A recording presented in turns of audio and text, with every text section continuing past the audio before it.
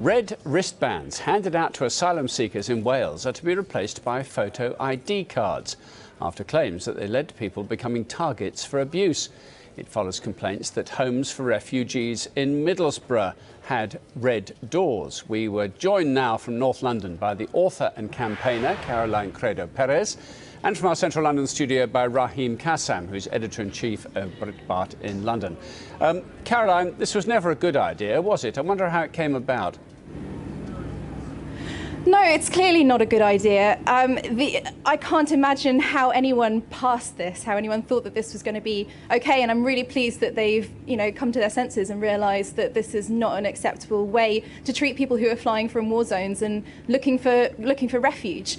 But it's not really, in a way, it's not really a surprise because we've always dehumanised asylum seekers. This is just one in a long line of ways in which we treat asylum seekers as less than, people, the rest of the people in the UK. We incarcerate them in detention centres, and these are people who might be.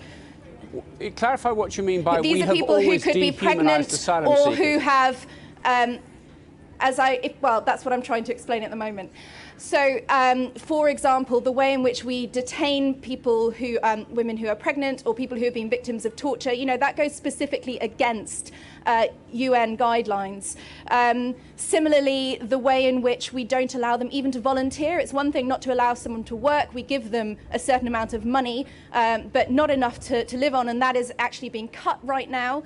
And it only comes on payment cards, so they have to go to specific shops. In every way you look at it, the way in which we treat human asylum seekers is that they are a special type of person who need to be marked out, who need to be treated with less than just general courtesy and decency. I remember recently reading about the monkey that gets put on someone who gives someone who passes someone's asylum claim. There's a thing called the asylum monkey, which is some sort of way of mocking the person who has been stupid enough to grant asylum to someone, who's been stupid enough to believe the claims of someone who's come here seeking refuge.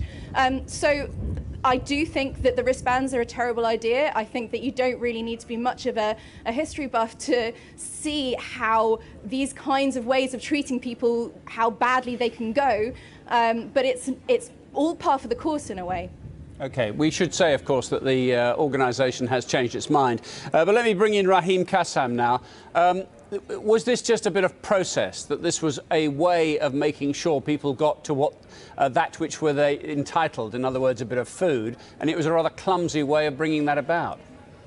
Yeah, I mean, this is obviously a service provider that has been asked, on a dime to provide lodging and food and get all this stuff done very quickly and very cheaply by the Home Office. And the quickest and cheapest thing that they came up with to identify people were these wristbands. Are the wristbands a good idea? Probably not. But I mean, the idea of detention and all this, and all these sort of weird guilt words that we hear thrown in our faces all the time, 24/7, about how we treat people coming into this country. Sky News had a very good interview up about an hour ago with a chap who was at the Links House in Cardiff, and he was complaining that he gets 3 meals a day and 2 of them are the same meal every day. Well, there are some people in this country who have paid into the system all their lives who don't get 3 square meals a day, let alone having the same 2. We're actually really generous to people. Even people who come to this country illegally, we are generous to. Some might even say over generous to. And I'm not going to be dictated to, and the people of this country don't want to be dictated to by the United Nations or the European Commission, the same organisations, by the way, that fund the campaigners who are complaining about this today. It's a PR stunt, and actually we should be disgusted that we're being made to feel bad that these people have free accommodation while they've entered the country illegally. Caroline? Well, I think it's very telling that he says, well, they've entered the country illegally, the assumption there being that asylum seekers are not genuine. I actually think we should be ashamed. You think 100% are? I don't think that we should be. You just made out that 100% are by saying these people who enter the country illegally. I think we Hold on, actually look should at the news reports today. Look at the news when we are detaining. Hang on, excuse me. Can you let me finish? Because I just let you finish. Thank you. So. we are detaining people who are victims of torture, right? The amount of damage that is going to do to someone has been repeatedly documented. And the other thing is, you know, the idea that somehow we should drag everyone down to a level because some people aren't eating well, therefore other people shouldn't eat well. Everyone should be able to eat well. I don't think the answer to some people having a poor quality of life is to make sure that other people have a lesser quality of life. I think the clear answer to that is make sure that everyone has an adequate quality of life. And I would challenge anyone to be able to survive on £34 a week, where you can only go to specific shops and have an adequate quality of life. But Caroline, is it not important for the rest of the population who are being asked to welcome these people into the country that the process is fair and appropriate? Absolutely, the process should be fair and appropriate. And that is exactly what I think we're calling for by saying probably don't mark people out with wristbands, probably don't mark their doors with red, probably give them enough food so that they can actually survive, maybe allow them to volunteer. I mean, I find that one of the most baffling regulations, that people aren't allowed to volunteer. Why on earth not? If they want to give something back to the community, why would we stop them from doing that? You're shaking your head, Raheem. You don't agree?